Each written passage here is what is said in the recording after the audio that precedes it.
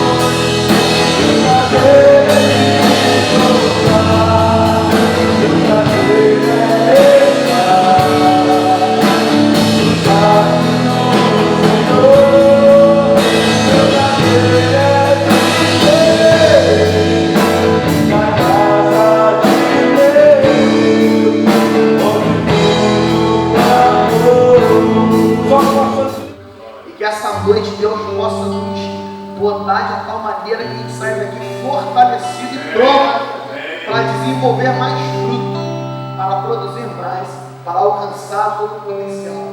Eu queria, antes de eu passar a palavra para o nosso presidente, encerrar minha participação, eu queria duas coisas. Uma é que a gente pudesse orar agora com os outros. Que a gente pudesse de 2 em 2, de 3 em 3, dar a mão.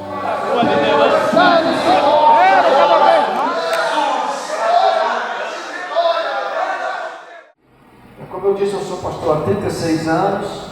Eu fui ordenado na primeira igreja batista em Padre Miguel, pastor Nilson, pastorzão que eu tenho ainda hoje com admiração, com carinho. E como eu vi aqui hoje já, a gente passa por muitas batalhas. O Nilson um dia passou por batalha. E eu estava já ordenado lá, recém-ordenado, e alguém me procurou e disse assim: olha, nós estamos vendo uma situação na igreja e eu creio que você será o sucessor do pastor Nilson. Eu disse: mas como assim? Não, a gente está com um grupo aí que a gente está insatisfeito e possivelmente ele vai perder o ministério e você é o sucessor dele. E eu virei para a pessoa e disse assim: ele sai, eu saio junto, eu não assumo o ministério, porque Deus me chamou para acrescentar e não dividir. Então, se ele sai, eu imediatamente estou saindo. E quero dizer uma segunda coisa: estou indo falar para ele o que você me disse, e darei o seu nome como um opositor a ele. O grupo se desfez e ele se aposentou de quase 50 anos de ministério, e hoje ainda eu digo que ele é o meu pastor. Aleluia. Todas as vezes que eu o encontro, eu honro, eu admiro, eu tenho um carinho muito grande. Ele é sogro do Alex do Novo Som, grupo que eu organizei quando ainda iniciava a minha juventude. Ontem foi aniversário do Alex, pastor Olívio sempre me liga, encaminha oração diária para ele, e tenho um apreço muito grande por ele. Não sei por que razão eu trago isso, mas possivelmente, se não faz sentido, você deleta. Se faz sentido, receba como do Espírito Santo de Deus para você. Simplesmente isso. Mas eu quero trazer uma palavra pensando no seguinte: respostas na jornada pessoal e ministerial. Óbvio que o que vou trazer aqui é uma pontinha em que você vai ampliar na sua mente. Todas as vezes que você ouve um sermão, nós que somos líderes, somos pastores, a gente ouve um sermão, a nossa mente abre um monte de coisa. Quando eu ouço o Marcos Tadeu, lá na igreja, já pude estar com ele, participou do meu casamento. Eu sou casado, vou fazer 6 anos de casado, vai tomar um susto com 62 anos e 6 anos de casado. Pois é, há 10 anos atrás a minha primeira esposa pediu divórcio. Ela foi embora e eu fiquei 4 anos sozinho. Depois eu casei, Marcos Tadeu foi um dos que participou da cerimônia no altar. Fiz questão que tivesse uma cerimônia que eu acho que contei com uns 25 mais pastores na cerimônia. E a igreja me abraçou, mesmo a minha esposa me pedindo divórcio. A igreja me deu apoio, a igreja investiu em mim, e estou lá nesse tempo todo. Muita gente me acusou de tudo. Eu quase não falo sobre isso, não sei porque eu estou falando isso aqui hoje. Nunca falo isso. Mas eu fui acusado por alguém de que eu fugi com a funcionária da igreja. Outro que eu fugi com a tesoureira da igreja. Eu falei, gente, cada coisa doida, né? Então sempre vão falar de você, certo ou errado, vão falar de você. Quando a gente começa a pensar, eu quero começar lendo 2 versículos e depois eu vou discorrer. Está em Lucas 24, 28, está chegando a época da Páscoa, a gente vai usar isso. E é justamente o versículo que eu quero iniciar. Lucas 24, 28 e 29 vai falar dos discípulos a caminho de Emaús. Fala assim: ao se aproximarem do povoado para o qual estavam indo, Jesus fez como que ia adiante, mas eles insistiram muito com ele: fica conosco, pois a noite já vem, o dia já está quase findando. Então ele entrou para ficar com eles aquela noite. A gente começa a ver aqui algo muito impressionante, de que Jesus está no caminho. Os discípulos estão no caminho e Jesus caminha com eles como se estivesse indo. A gente sabe aqui que Jesus já era o ressurreto, né? Mas essa visão fantástica de Jesus, o corpo glorificado, mas sendo identificado por pessoas pós a ressurreição. E esses discípulos estão indo para uma cidade.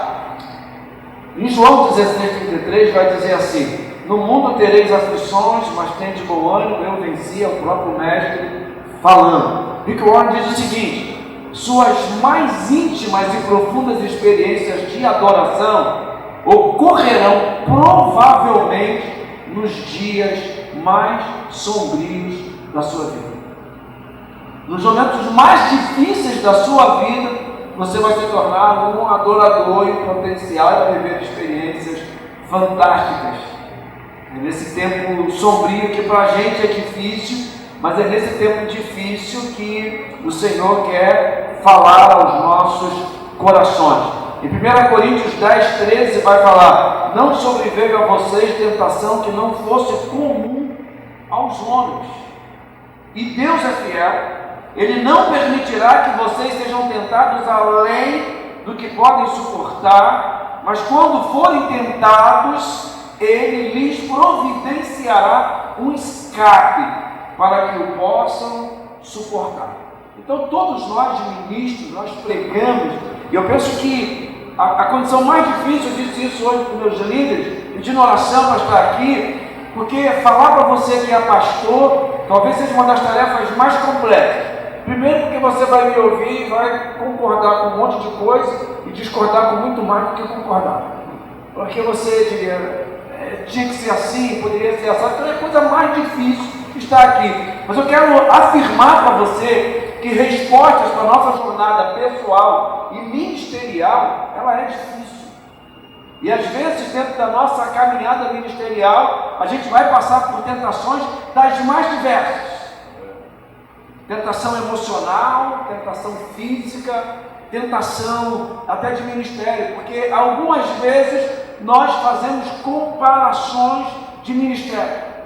Por muitas vezes nós somos tentados a fazer algum tipo de comparação que não vai te levar a nada. Quando eu vou lá na igreja da cidade, Carlito, e você pela igreja, pela Dutra, você já vê hoje a igreja. E o cara é tão doido, ele agora fez um monumento das cruzes. E eu estou querendo copiar. Na inveja vemos um negócio é bonito. Você passando na Dutra vai ver 3 cruzes, é o monumento das cruzes. E você pode registrar na internet. A cruz tem 35 metros e fica iluminada à noite. É um negócio lindo. Quando eu vi, eu falei, caraca, eu tenho que fazer isso em Santa Cruz. Eu tenho que fazer antes que você faça na sua, né?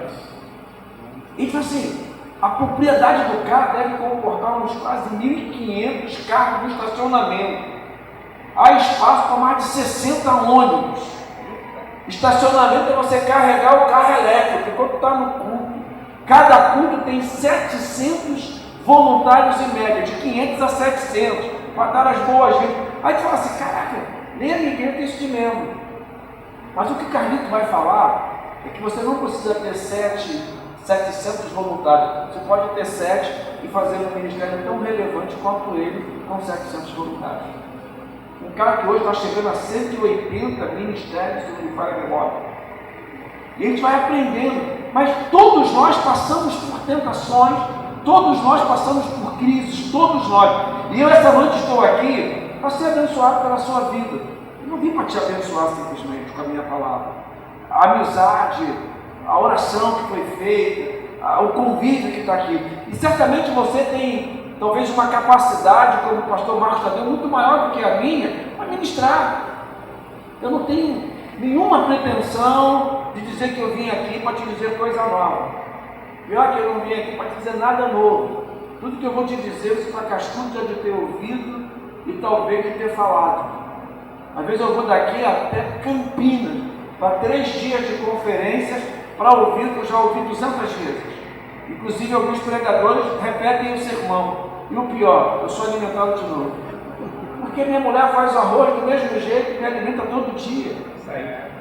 Então eu não venho com esta pretensão, mas eu quero aproveitar essa oportunidade na unção do Espírito com muita humildade. Desejar que o mover do Espírito Santo seja sobre sua vida, sobre minha vida, e precisamos estar dispostos a sermos tratados por Ele, para que esse processo do aprimoramento espiritual a gente não encerre, mas a gente tome posição de startar todos os dias para o novo e um novo aprendizado.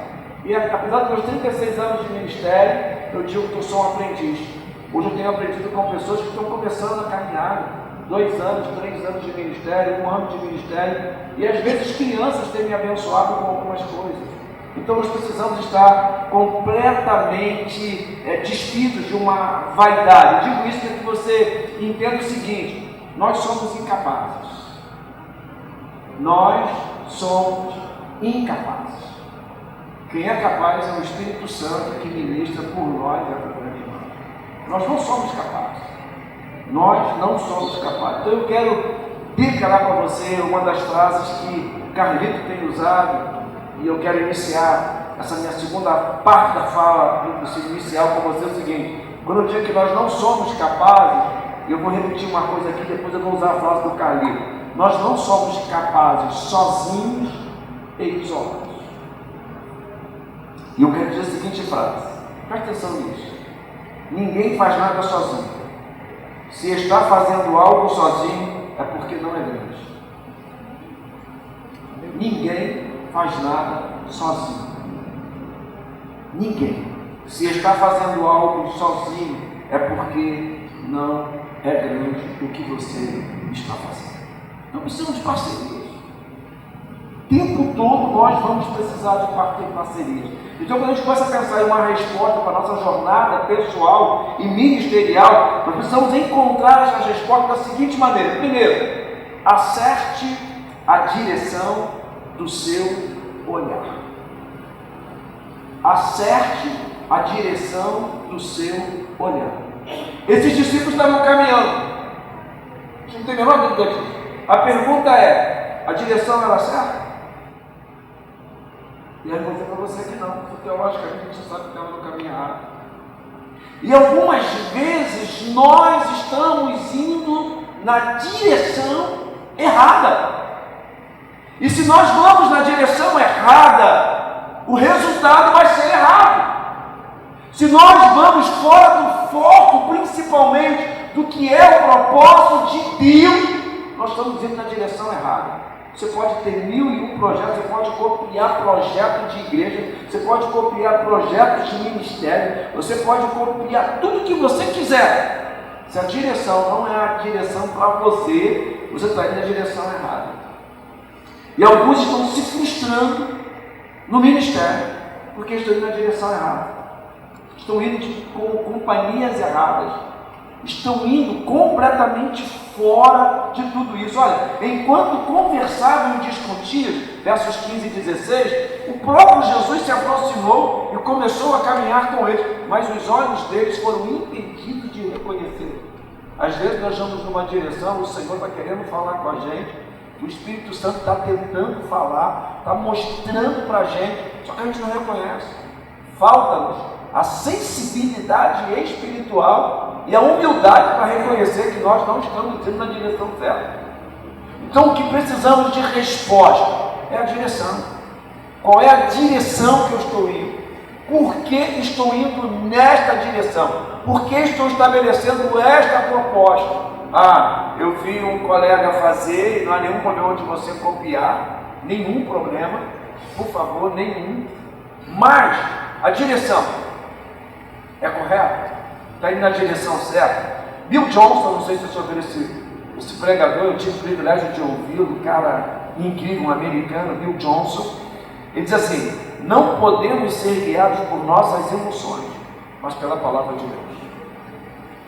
Se você vai na direção pela sua emoção, porque alguém te empolgou, gente, hoje na internet as nossas ovelhas estão assistindo um montão de pregador que você nem sabe que existe.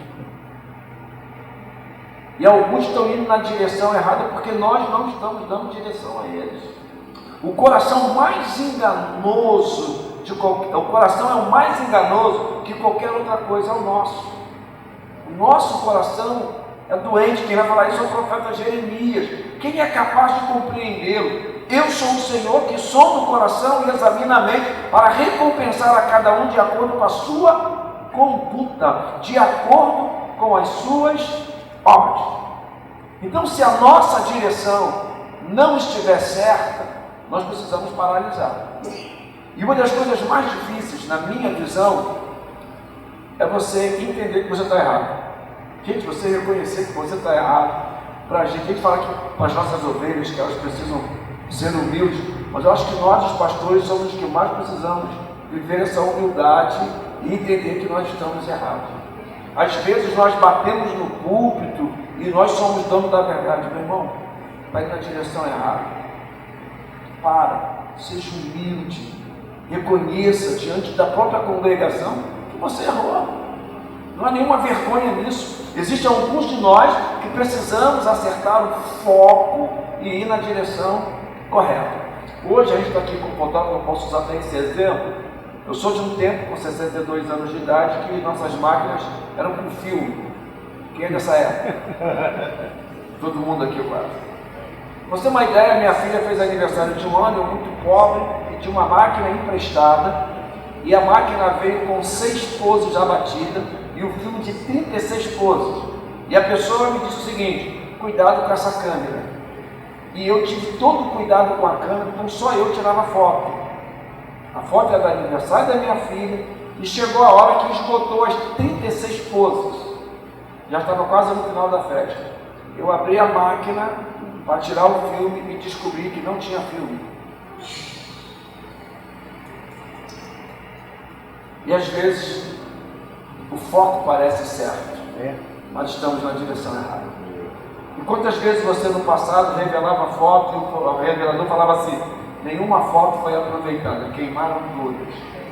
Ou quando estava revelado, ele dizia: não tem foco. Você está aí, às vezes nós estamos indo no ministério com o foco errado, na direção errada. o nosso resultado vai ser ruim, e o fato de estarmos indo na direção errada, isso vai fazer com que a gente compreenda o resultado. E você insiste, não. E às vezes o pior ainda, foi Deus que me deu. Deus não mandou tu fazer nada, Deus. Foi a sua mente. E você acha que foi Deus. Primeiro que Deus não dá nenhum projeto para dar errado. Se está dando errado, não foi Deus, cara. Esquece. Se está dando errado, a culpa é sua. Se está dando errado, a culpa é minha. Então pare. Deus nunca deu nenhum projeto errado. Quando Deus colocou no coração de Daniel e dos seus amigos, olha, não se curvem na Babilônia, foi liberto da cova, foi liberto da fornalha, porque o projeto era de Deus. Se não fosse Deus, estavam todos eles queimados. Então a gente precisa fazer isso. Estavam caminhando, mas a direção era errada. Por vezes o nosso esforço, igual o dos discípulos, é grande, o nosso empenho é grande, a nossa dedicação é grande, e até investimos financeiramente, mas a direção está errada. O pior é que quando a gente está na direção errada, até o recurso acaba. Não dá. Falta recurso. Eu me lembro de um senhor que eu tinha na minha igreja, ele faleceu com 99 anos, cara. Lúcio, um homem que eu sentava para conversar, e ele me passava muita experiência, sabe? E ele falou assim: pastor, eu não sei como é que você consegue fazer a obra nessa igreja com tão pouco recurso, parece que você é filho de fazendeiro. Eu falo: não, meu irmão, é porque Deus vai aprovando, o recurso vai entrando. A igreja, apesar de ter uma estrutura, é a igreja de pessoas pobres. Santa Cruz é uma região pobre, a gente sabe disso. Mas se você for lá hoje, o patrimônio que nós temos é exagerado com a minha realidade. Estou fazendo agora o quarto andar, que é a quadra de futebol, quadra de futebol de salão e vôlei. Estou mexendo nela agora. Aí você vai falar assim: tem dinheiro? Não. Os dízimos são tudo pequeno. Não tem empresário por trás. E outra coisa, eu adoro campanha política. Nunca botei R$1 de campanha política na minha igreja, nem de político, nenhum. E eu tenho vereador mesmo da igreja. Não uso, porque a obra é do Senhor, é Ele que sustenta, é Ele que governa, é Ele, através dos membros. Então eu não tenho nenhuma. Trago isso para vocês com muita transparência, com muito carinho. Então, traga à memória os feitos do Senhor. O Senhor está indo no caminho com você, tentando te mostrar, tentando inclusive te paralisar para você voltar. Alguns dos nossos companheiros, que diz a palavra, foram ao sepulcro e encontraram tudo exatamente como as mulheres tinham dito, mas não viram. Está em Lucas 24. Às vezes a gente vai ao local e a gente não vê o que as mulheres viram lá. Isso é outra visão. Uma visão completamente diferente. Então eu queria dizer para você que você precisa convidar Jesus para ir no caminho com você. Você precisa convidar Jesus para ficar com você. Foi isso que os discípulos fizeram. Fica conosco essa noite. Eles não sabiam nem que era Jesus ainda, mas eles insistiram: fique conosco, pois a noite já vem, o dia já está quase findando. Então ele entrou para ficar comigo. Então, uma palavra que eu te dou nessa resposta do seu ministério: não tente fazer nada sem Jesus. E dizer isso para pastor, eu chovendo uma olhada, que eu disse que eu não vou contar nada diferente. Mas a teoria de que nós estamos sob o comando de Jesus é muito preocupante. Já está no piloto automático. O Senhor está me guiando, o Senhor está me governando, e às vezes não está. Já está no piloto automático. E eu vou dizer para você algumas experiências minhas, porque há 36 anos eu já andei muito no piloto automático.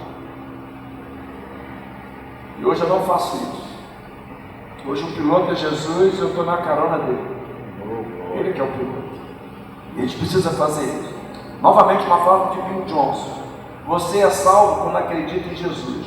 Mas olha essa: mas você é transformado quando percebe que Ele acredita em você. Quando você, sabe, é acreditado por Ele. Ele sabe que você está indo na direção certa. Ele acredita em você. Ele investe em você. Isso é muito mais importante. Então deixe o Senhor te guiar pelo caminho. Diz a palavra do Senhor em Lucas 24, 30 e 31, quando estava à mesa com eles, tomou o pão, deu graças, partiu e deu. Então os olhos deles foram abertos e o conheceram, e ele desapareceu de vista deles.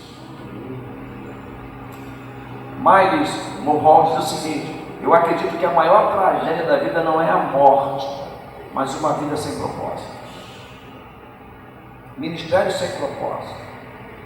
Você não pode se sentir com prestígio alto porque você é pastor. Você não pode se sentir que está exercendo um papel relevante porque você é pastor. Deixa eu te dizer uma coisa com todo carinho. O Senhor pode te tirar isso de uma hora para outra. Você tem que ser relevante porque você é servo do Senhor. O ministério é consequência. Eu fui chamado para o ministério, eu tinha 15 anos de idade. Me arrependo? Nem um pouco. Eu poderia ser jogador de futebol, que eu gostava. Sonhei em ser piloto. E um dia, contando isso numa igreja, um pastor disse assim na hora que eu encerrei: rapaz, você é piloto. Você tem uma nave na sua igreja com milhares de vidas que entram todos os dias. Eu falei: rapaz, eu sou piloto. Mas o piloto é o Senhor, eu sou copiloto. Então todos os olhos deles foram abertos. Então disseram um ao outro. Não parecia, presta atenção nisso, irmão, se aprofunda. Não parecia que o nosso coração queimava dentro do peito quando ele falava na estrada e nos explicava a Escritura. Vou fazer uma pergunta para você como pastor. Qual foi a última vez que o seu coração queimou porque o Espírito Santo está te falando? Qual foi a última vez que o seu coração queimou? Se isso não acontecer com você, meu irmão, você está no ponto automático. Isso é um risco muito grande. Então só Jesus nos restaura por completo na jornada pessoal. Outra coisa que eu quero dizer para você: quanto mais na superfície você estiver, maior será o impacto da tempestade quando chegar. Você já viu como é que funciona a tempestade no mar? Não é em alto mar, é na beira da praia. Todos os surfistas caem quando vão para a beira, lá no fundo não caem. Todas as vezes que você estiver na superfície espiritual, o seu ministério é onde corre o risco da pancada da tempestade. Então, numa perspectiva inversa, eu diria para você: quanto mais na profundidade você estiver, maior será a sua paz, a segurança e a tranquilidade diante das tempestades que o ministério pode trazer. Vá para o profundo. Vá para o profundo. Viva no profundo. Então, Rich Villodas diz o seguinte: não temos tempo para nos aprofundar no íntimo, porque muitas vezes fomos discipulados na superfície. A gente não vai para o profundo. Somos discipulados na superfície e edificamos. Temos medo de ir. Então nós precisamos estar. A superficialidade, ela vai deformar você e não te aprimorar. Vamos criar para viver na profundidade de Deus. Se você busca a resposta na superfície para seu ministério, as respostas serão no nível da superfície. Se você vai buscar a resposta para o seu ministério na profundidade do poder do Espírito, é lá que você vai receber as respostas para o seu ministério. Então eu queria tratar de uma área que pouca gente tem tratado: saúde. Resposta para os nossos ministérios. Eu estava no encontro e Deus me incomodou muito, por isso tem me incomodado. Eu tive Covid em 2021, fui parar no hospital. Eu sou um milagre, Hoje eu cuido da minha saúde muito mais que antes. Eu vou ao médico de 6 em 6 meses, faço acompanhamento médico, não tenho uma sequela, nenhuma. Mas eu vou te dizer como é que eu fiquei no meu Covid. Não sei se eu já contei isso com o Marcos alguma vez. Eu nasci no lar cristão, com 8 anos de idade me batizei e nunca fui fumante. Presta atenção nisso. Os médicos vieram conversar comigo no leito. Quando você parou de fumar? Eu falei: eu nunca fumei. Como pode ser? Seu pulmão está 100% preto. Pulmão de fumante. Mas eu nunca fumei. Daqui a pouco eu tenho que outra equipe médica diferente. No outro dia: qual é o remédio para diabetes que você toma? eu não tomo remédio para diabetes. Impossível. Você está com 300 e tanto de glicose. É impossível você não ter diabetes. Não tem diabetes. Não tem diabetes. Escutem lá. Daqui a pouco vai outro. A minha pressão, irmãos, é 11 por 7, 12 por 100. Estava batendo 26 por alguma coisa. Qual o medicamento que você toma para a pressão? Nenhum, não é possível. Esse cara deve ser extraterrestre, porque tudo está acontecendo. Eu nunca tomei remédio, saí do hospital e até hoje eu não tomo nenhum medicamento. Nenhum. Quando eu estava no encontro, isso me chamou a atenção. Fabiano Ribeiro, pastor número 2 da igreja da cidade. Estava no encontro, igual aqui, pastores, só pastores, só pastores, pastores e pastores. E ele fez a seguinte pergunta: se o Espírito Santo nos tomar aqui agora, por quanto tempo você ficaria de pé? E aí, a gente fica tentando imaginar. Tinha um gordinho, bem mais novo que eu, foi o mais assanhado para falar. Eu aguentaria. Ele falou: você não aguentaria. Você não cuida da sua saúde, você não faz exame, você não faz o regime, você não faz educação física. Aí eu fiquei paralisado. Aí ele falou assim: se você não se cuidar, você servirá ao reino por pouco tempo. Servir ao reino por longos anos, cuide da sua saúde. O gordinho saiu de lá proposto a fazer caminhada para academia, e eu não sei se fez. Mas eu quero dizer para você: se você quer ter uma resposta positiva para o seu ministério, cuide da sua saúde. A primeira pergunta que eu faço sobre saúde é justamente isso: quanto tempo você quer servir ao reino? Quanto tempo? Eu estou com 36 anos e hoje eu não tenho nenhuma pretensão de me aposentar. Vou queimar tudo que eu tenho até Deus dizer que eu não posso mais. Então eu tenho que me cuidar redobrado. Então eu queria dizer isso para você: se você quer servir ao reino em alto nível, cuide da sua saúde. Você tem feito exames, exame de sangue, exame de fezes, você tem feito acompanhamento do seu coração. Ah, eu não tenho plano de saúde. Irmão, você tem clínica da família, vai para a FIP. Ah, mas tem que acordar de madrugada. Acorde, porque qualquer dia você terá que ser levado de madrugada. Ou teremos que chamar a funerária de madrugada. Porque você não se cuida. E se você ama o ministério, você tem que cuidar da tua saúde física. Porque a saúde física vai te ajudar na saúde emocional. Se tem problema emocional, procura o pastor Márcio que vai te encaminhar para a esposa dele. Ou se você quiser, procure a minha que vou te encaminhar para mim. Vou dar cobrar bem caro para você, porque você não se cuida. Outro aspecto é da sua intimidade com Deus. Uma das respostas que mais nós precisamos. Eu digo para você que isso talvez é chovendo molhado. Segundo a crônica, a gente fala de cor. Se o meu povo se humilhar, se orar, buscar a minha face. A pergunta é: quanto você tem gasto de tempo na oração? Seja sincero com você mesmo. Eu digo isso porque esses últimos 3 anos eu tenho mergulhado nesse projeto chamado Oração da Intimidade com Deus. Deus tem revelado coisas para mim incríveis durante as madrugadas. Eu oro de madrugada, eu acordo. E hoje está sendo lindo, eu posso abrir meu telefone ali, posso dar para vocês. Hoje a minha igreja está aprendendo a acordar de madrugada para orar. Eu mando um recado: estou orando por você e recebo a resposta em 5 minutos. Eu também estou aqui em casa, ajoelhado, orando pelo Senhor, orando pela sua família, orando pelo seu ministério. Hoje, membros da minha igreja estão vivendo experiências. Presta atenção no que eu vou dizer, sem nenhuma demagogia. Pastor, eu fui da Assembleia de Deus, eu fui da Nova Vida, e eu estou aprendendo aqui a ter o que eu não tive ao longo das vezes. Então não é por nome de igreja, é pela sua intimidade com o Espírito Santo. É a sua intimidade com Deus. Às vezes é muito mais pela emoção. Eu tenho lido, se você conhece Randy Clark, alguém que conhece, ouviu falar de Randy Clark? Só um, sabe o nível do homem. Randy Clark, de orar e crente cair. Não é isso, irmão?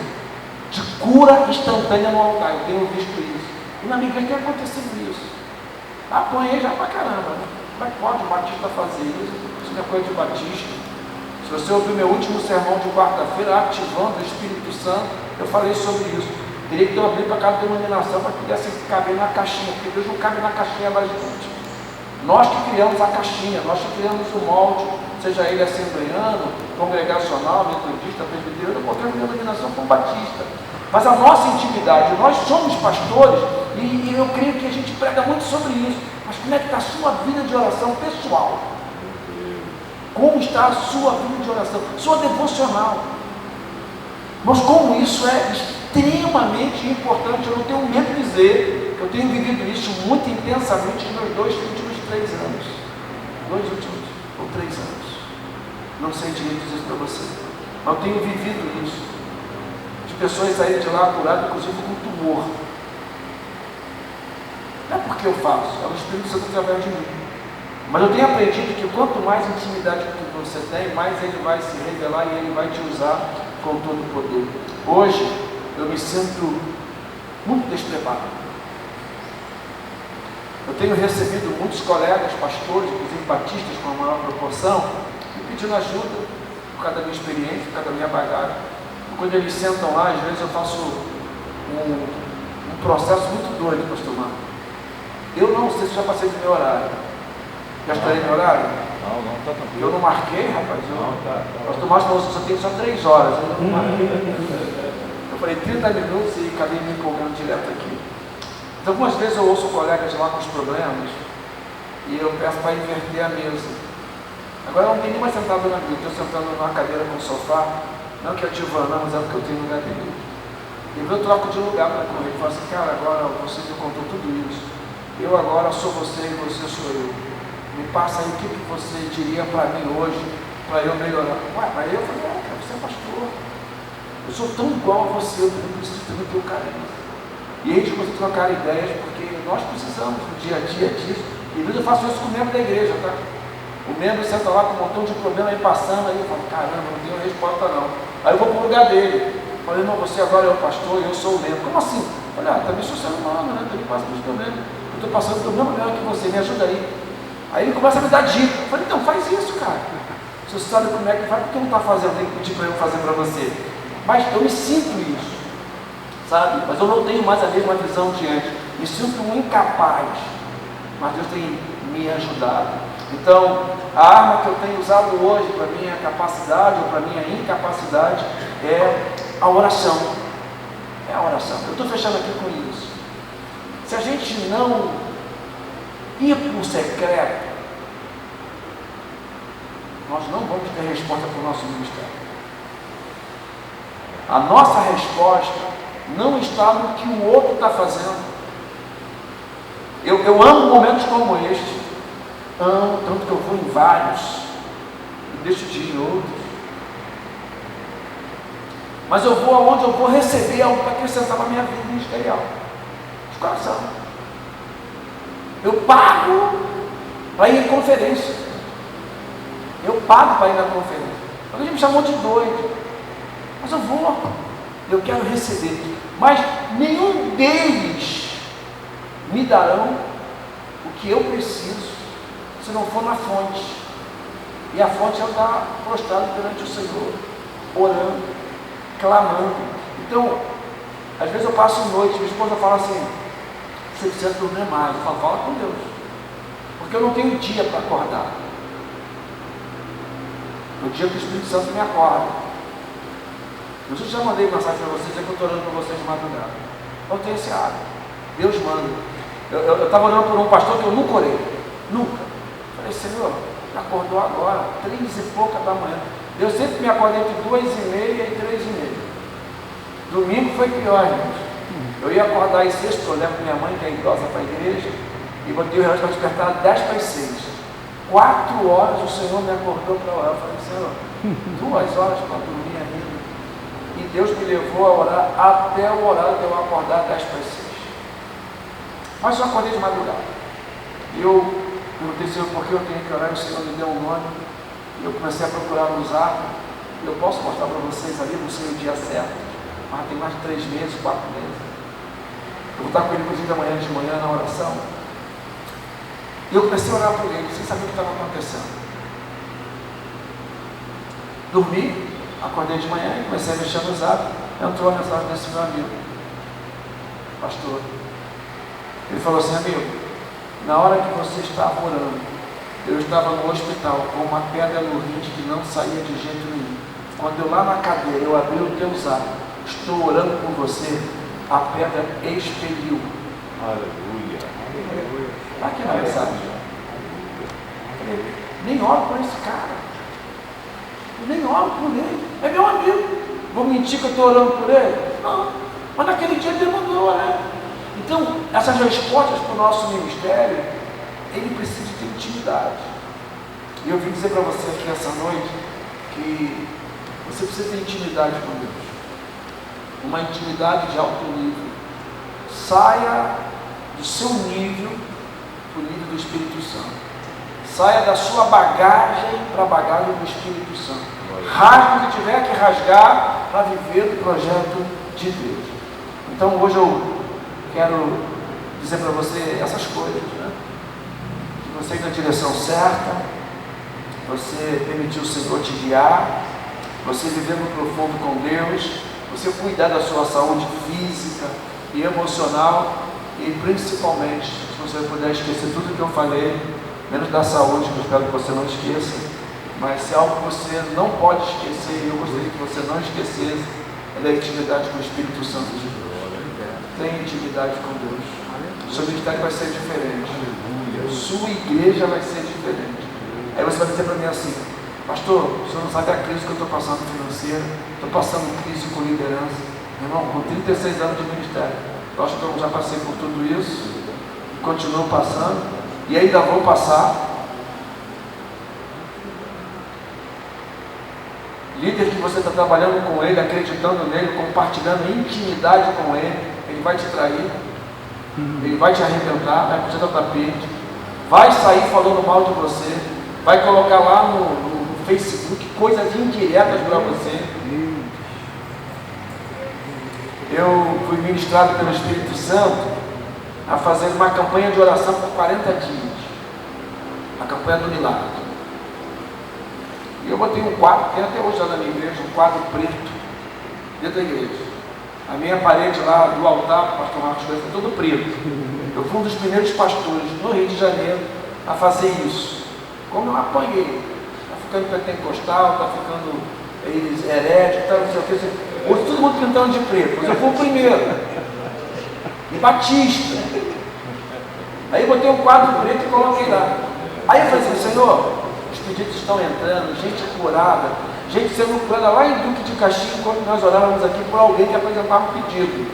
Coisa por vantagem. Aí o que eu resolvi fazer? Falei: Senhor, o que eu tenho que fazer com esses pedidos? Aí o Senhor fala assim: queima num dia de culto. Falei: Senhor, isso não é coisa de batista não. Sério, irmão. Aí fui e fiz. Um grupo que tinha saído da igreja falando mal de mim, soube disso. Sabe qual foi a frase no status? Não, no Facebook? Igreja que não tem fogo do Espírito tem que ter fogo material. Me incomodou isso? Eu sei quem eu sou. Aleluia. Eu perdi tempo dando resposta? Nenhuma. Primeiro, quem mandou eu botar os pedidos foi o Espírito Santo. Quem mandou eu fazer o fogo foi o Espírito Santo. Eles que se virem com o Espírito Santo. Eles. Eu não tenho que dar resposta para a sociedade nesse sentido. Porque eu preciso ter a minha vida no altar. Procurem o meu nome em qualquer ficha, discorram. Se encontrar coisa lá errada, eu vou falar: ó, a vida dele é indigna. Aí sim, eu cobro. Né? Então eu peço que você considere alguma das minhas palavras. Se foi boa para você, guarda as que foi boa. A que foi ruim, você depois já acabou com o pastor Marcos, ele é que me trouxe.